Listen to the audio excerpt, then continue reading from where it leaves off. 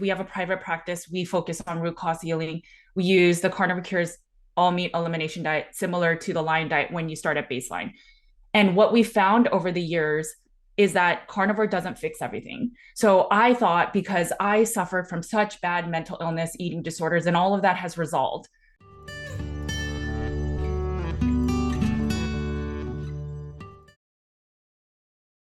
Over the years, every single one of my client patients have challenged me to think otherwise. So I used to think liver was the best thing to add if you're nutrient deficient or if you're anorexic. It's not always the case. And so then I realized that carnivore doesn't fix everyone. It does a lot of improvement because it's essentially reducing your overall inflammation, especially when it comes to foods that your body is intolerant to.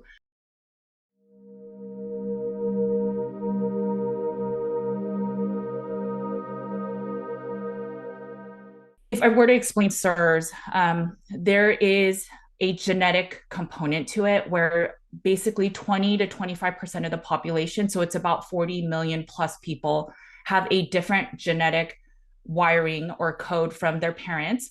It's on chromosome 6. It's called the HLA.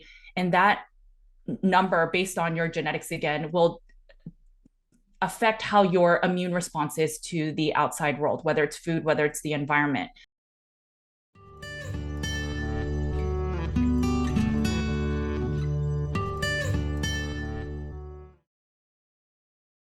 I think in the carnivore community, when you have eaten all meat for 6 months to a year and the needle has not moved enough to optimal health, healing, if you choose to add other things, you can't add it back. That to me then means that carnivore is becoming a band-aid. It's optimal diet, but still there's something else. And that's when I think people should start looking at environmental toxins. And one of them is related to CIRS. We have two sides to our immune system. One is the innate immune side, and then one is the adaptive.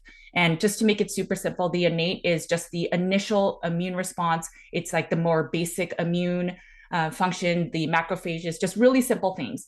And when the foreigner, the invader, is just less than it's a lot more complicated. The innate side will then release antigens or communications to the adaptive side of saying, hey, T cells, B cells, memory cells, I need you to come in and remove this toxin because we can't handle it. So the way that it does that is releasing cytokines. It releases all these immune things to communicate. And then normally the adaptive side will come in and remove it. That 20 to 25% of the population cannot do the trade-off.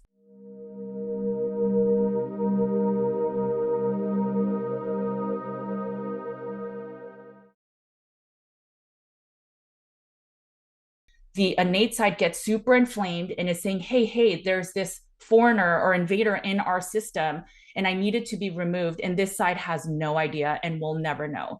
We get exposed to these biotoxins. It could be water damaged buildings. It could be a recluse spider bite. It could be Lyme. Lots of things that are natural toxins in our environment, and it gets into our system. And the 20% of the population does not recognize to remove it, even though the innate side sees it.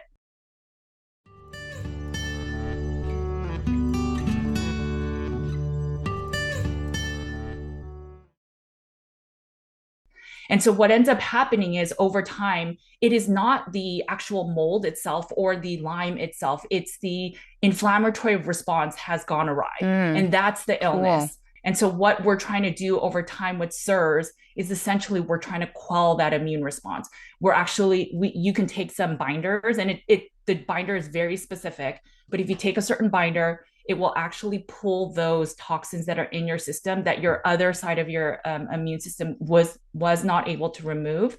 And then you can start to find healing.